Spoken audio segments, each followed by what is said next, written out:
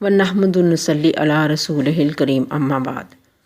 کل نفس ذائقۃ الموت، ہر نفس نے یعنی ہر جان نے موت کا ذائقہ چکھنا ہے۔ سورۃ آل عمران آیت 185۔ اس آیت میں اللہ سبحانہ تعالیٰ نے ایک لازوال حقیقت کو بیان کیا ہے کہ ہر جاندار یعنی جس میں جان موجود ہے، چاہے وہ کسی بھی گروہ سے، کسی بھی گروپ سے، اینیمل ہو یا پلانٹ ہو، جو بھی ہے، وہ سب نے مرنا ہے۔ یعنی اس سے موت کی کیفیات سے، اس کے دورانیے سے، اس کی ساری جو حقیقتیں ہیں اس میں سے اس نے گزرنا ہے۔ اس میں اللہ تعالیٰ نے ذائقہ کا لفظ جو لگایا ہے، یہ اپنے اندر بہت ہی وسیع معنی رکھتا ہے۔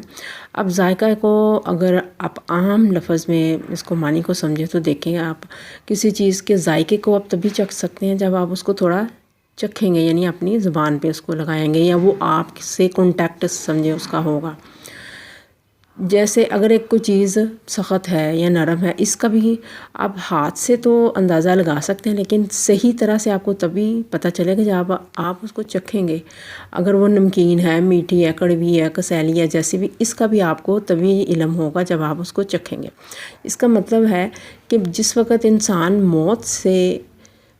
واقف ہوگا، یعنی موت اس کو آئے گی، اس کی کیفیات کیا ہیں، اس کا کیا، اس کے بعد کیا ہونا ہے، اس کے کیا سلسلے ہیں، سارے وہ انسان کے علم میں اسی وقت آئیں گے۔ اس لیے انسان کو موت کی حقیقت کا، برزخ کے عالم کا، یا موت کے بعد جو دنیا ہے، اس کا صرف اوپر سے ایک سرسری جائزہ تو انسان لے سکتا ہے، لیکن اس کا پورا جو ہے وہ انسان اس سے واقف نہیں ہو سکتا، اور یہ مرنے کے بعد ہی انسان کو اس کی خبر ہوگی۔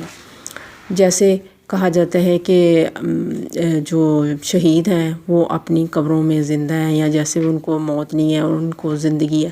وہ ایک زندگی ہے لیکن وہ ایک برزخ کی زندگی ہے، اور اس کی کیفیت کو ہم بیان نہیں کر سکتے۔ اس لیے اگر کوئی شخص کہتا ہے کہ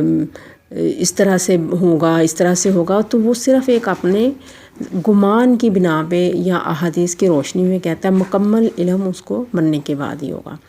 اور ایک دوسری چیز جو اس کا جو ترجمہ کیا جاتا ہے وہ ہے کہ ہر ایک نے مرنا ہے۔ یہ ایک آسان فہم ترجمہ ہے جس کو ہر شخص سمجھ سکتا ہے، لیکن ذائقہ کا لفظ جو اللہ تعالیٰ نے لگایا ہے وہ موت کو پوری طرح سے بیان کرتا ہے، اور اس سے بہتر کوئی لفظ نہیں ہو سکتا۔